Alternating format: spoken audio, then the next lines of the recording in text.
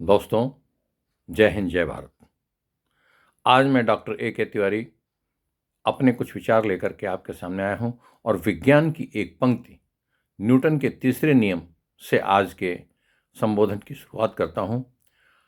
Newton का तीसरा नियम था गति का कि हर क्रिया के विपरीत और उसके बराबर प्रतिक्रिया होती है। Every action has its equal and opposite reaction. जब कभी भी कोई एक्ट होगा तो रिएक्शन भी होगा। जब आप कोई अच्छा काम करते हैं तो उसका आपके ऊपर प्रभाव पड़ता है। राजा कोई अच्छा काम करता है तो राज्य के ऊपर प्रभाव पड़ता है। इस देश में कांग्रेस ने किस प्रकार से पाकिस्तान और हिंदुस्तान का विभाजन किया, थोड़ी सी बारीकी आप लोगों को बताना चाह रहा हूं। एक तो आबादी के अनुकूल उनको जमीन दी गई, फिर भी उसमें षड्यंत्र यह हुआ कि अगर 5 भाई थे और 4 चले गए तो उनकी जमीन यहीं रह गई। उनको वहां उनकी जमीन वहां दे दी गई, पाकिस्तान में 4 भाइयों का हिस्सा। और यहां जो जमीन थी वो भी एक जो भाई बचा उसको दे दी गई। समझिए आप, यानी अगर ये 5 भाइयों के बीच में 10 बीघा जमीन थी तो 10 बीघा में एक भाई यहां रहा तो 4 भाई वहां गए तो 8 बीघा वहां चला गया। अब उसके बाद एक भाई का हिस्सा 2 ही बीघा तो बचना चाहिए, लेकिन ऐसा नहीं हुआ। यहां वो 10 बीघे का अधिकारी हो गया। एक तो मुस्लिम परस्त कांग्रेस की नीति ये। दूसरी कि मुसलमानों को एक तरीके से लैंड बैंक दिया गया, स्थायी संपत्ति दी गई। चलायमान संपत्ति तो खर्च हो जाती है, लेकिन अचल संपत्ति बहुत मुश्किल से हटती है। इसी प्रकार से इन्होंने आकर के मंदिरों पर टैक्स लगाए, मस्जिद, मजार, गुरुद्वारे और ईसाई मिशनरीज सबको टैक्स से दूर रखा। मुसलमानों को तो इतना प्रिविलेज दिया, इतनी सहूलियत दी, इतना बढ़ावा दिया, पक्षपात इतना अधिक किया उनके साथ कि उनको हज आदि से लेकर के सारी सुविधाएं प्रदान करते हुए, उन्हें माइनॉरिटी घोषित करते हुए, अल्पसंख्यक घोषित करते हुए, और उन्होंने एक वक्फ बोर्ड बना दिया। और वक्फ बोर्ड भारत की किसी भी संपत्ति पर अगर इशारा कर दे, उंगली रख दे, तो वो संपत्ति वक्फ बोर्ड की मानी जाएगी और मान ली जाती रही है अब तक। पता नहीं अब संशोधन अभी मोदी जी कर पाए या नहीं कर पाए।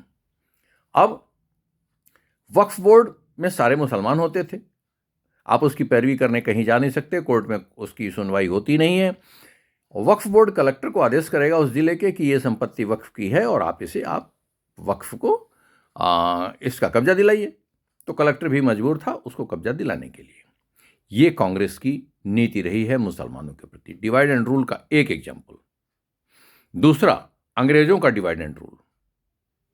किस प्रकार से ये लोग चले। मुगलों ने आपको जितना नुकसान नहीं पहुंचाया, उतना नुकसान नहीं पहुंचाया जितना इस जवाहरलाल नेहरू नाम के मुगल ने पहुंचाया और उसकी पीढ़ियों ने पहुंचाया। खैर, अब दूसरी बात पर आइए। डिवाइड एंड रूल की पॉलिसी अंग्रेजों ने भी बड़े सातिराना तरीके से थी, कुछ इसी तरीके का अंदाज था। ईसाई मिशनरियों को बड़ी बड़ी जमीनें दी, उन्होंने सिविल लाइन्स का निर्माण किया। आप लगभग हर बड़े शहर में सिविल लाइन देखेंगे, और सिविल लाइन में बड़े बड़ी कोठियां होती थी, बड़े बड़े मकान होते थे, बड़े बड़े प्लॉट दिए गए, और वहां पर एक चर्च दिया गया। जैसे आपका मंदिर होता है, उनका धर्म का आस्था का स्थल जो है चर्च है, और उस चर्च के पादरी के अंतर्गत सिविल लाइन की सारी जमीनें कर दी गई। बाद में उन्होंने धीरे धीरे उन जमीनों को बेचा और ईसाइयत को फैलाने के लिए षड्यंत्र इस देश में किया, और धर्म परिवर्तन ज़्यादातर छोटी जातियों ने किया। ये कहने की कोई बात नहीं है, ये तो विश्लेषण है, वो हुआ। परंतु धर्म परिवर्तन हुआ और यहाँ अनेक प्रकार के विधर्मी पैदा हुए। विधर्मी का मतलब अधर्मी नहीं, विभिन्नता वाले धर्म रखने वाले लोग पैदा हुए। और निश्चित है, जब गुण और धर्म मनुष्य का भेद रखेगा तो उसका आचरण में भी भेद होगा। अब इन लोगों ने क्या किया कि एक सुनियोजित तरीके से, देखिए, मुसलमानों ने भी सिकंदर से सबक लिया। सिकंदर ने जब आक्रमण किया आपके देश भारत पर, तो यहां का साहित्य जलाया। नालंदा नाम का दुनिया का सबसे प्रख्यात और प्राचीन विश्वविद्यालय, शिक्षा का केंद्र आपके राष्ट्र में था, और उसके पुस्तकालय को लूटा और पुस्तकों को समुद्र में बहा दिया गया और कुछ कुछ जला दिया गया। अर्थात आपकी संस्कृति और साहित्य को नष्ट किया गया, या आपके संस्कृति को आपके साहित्य में जो समाहित होती है उसको नष्ट किया गया। यहां ठीक उसी प्रकार से मुसलमानों ने भी किया। मदरसे खोले, अपनी शिक्षा नीति, उसमें क्या क्या पढ़ाया वही जानते हैं, आप भी अवगत हैं इस बात से। हिंदू काफिर हैं, इन पर हमले करो, सक्षम ना हो पाओ तो घात लगा के हमले करो, जो होते भी हैं। ईसाई मिशनरियों ने अपने शिक्षण स्कूल खोले, और लोग अंग्रेजी पढ़ने के इतने लोलुप हो गए। ज्ञान का माध्यम अंग्रेजी नहीं है। चिड़िया चूं चूं करके अपनी बात कर लेती है, कौवा कांव कांव करके अपनी बात कर लेता है, तितली 2-3 मील दूर अपने साथी से अपने एंटीना के माध्यम से मूक वार्ता कर लेती है। तो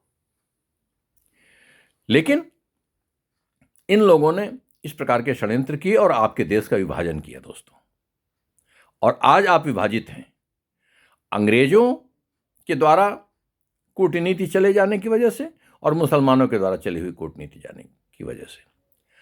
अब आपको क्या करना है? आपके जो राष्ट्र धर्मी सरकारें आती हैं उनसे मेरी मांग है कि यहां पर सनातन धर्म की स्थापना के लिए जो हमारे वैदिक गुरुकुल के आचरण थे, सुबह जगने से लेकर के दिनचर्या, पूरे भोजन आदि में क्या पवित्रता होनी चाहिए, माता पिता गुरु का क्या स्थान होना चाहिए, भाई के साथ, पत्नी के साथ और विभिन्न रिश्तों के साथ क्या क्या आचरण होना चाहिए, ये हमारे शास्त्रों में वर्णन है। श्री रामचरितमानस में छोटी सी बात, एक साधारण पुस्तक आप उठा लीजिए श्री रामचरितमानस, तो पिता के साथ क्या व्यवहार, माता, सौतेली माता के साथ क्या व्यवहार, राजा, मंत्री, प्रजा के साथ क्या व्यवहार, ये सब कुछ मिल जाएगा आपको भ्राता के साथ। लेकिन दुनिया का कोई ऐसा शास्त्र नहीं है जो मानव जीवन की इतनी हर स्थिति परिस्थिति का वर्णन करता हो और सुनियोजित तरीके से। तो श्री रामचरितमानस से आप लोग ज्ञान सीखें, और मैं भारत सरकार से मांग करता हूं कि भारत की शिक्षा नीति भी हिंदू परस्त हो, और हिंदू परस्त होने के साथ साथ, हिंदू का मतलब अंग्रेजों की तरीके से कट्टरवादिता नहीं कि हमारे अलावा कोई नहीं रहेगा, मुसलमानों की तरीके से नहीं कि हमारे अलावा कोई नहीं रहेगा। हमने सबको स्थान दिया है, हमने जटायु जैसे गिद्ध को दुलारा है, हमने वानर राज सुग्रीव के भी संकट का हरण किया है।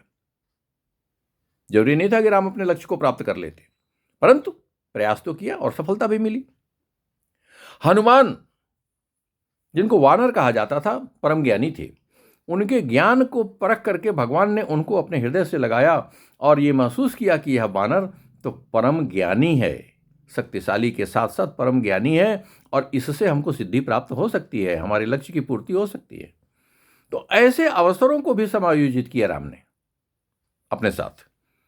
तो आप लोग, भारत सरकार, सब लोग एक साथ मिलकर के यह संकल्प लें कि इस देश में राष्ट्रवाद को बढ़ावा देने वाली शिक्षा नीति आएगी।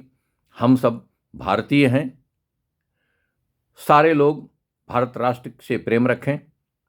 और आज अगर जातिवाद में कुछ लोग बांटने की बात करते हैं, तो मैं एक नारा देता हूं कि हिंदू हिंदू एक रहें, जाति पात को नहीं सहें और राष्ट्रवादी बनें, भारत का राष्ट्र प्रेम रखें।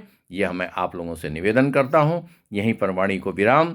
आप सबको प्रणाम दोस्तों। जय हिंद, जय भारत।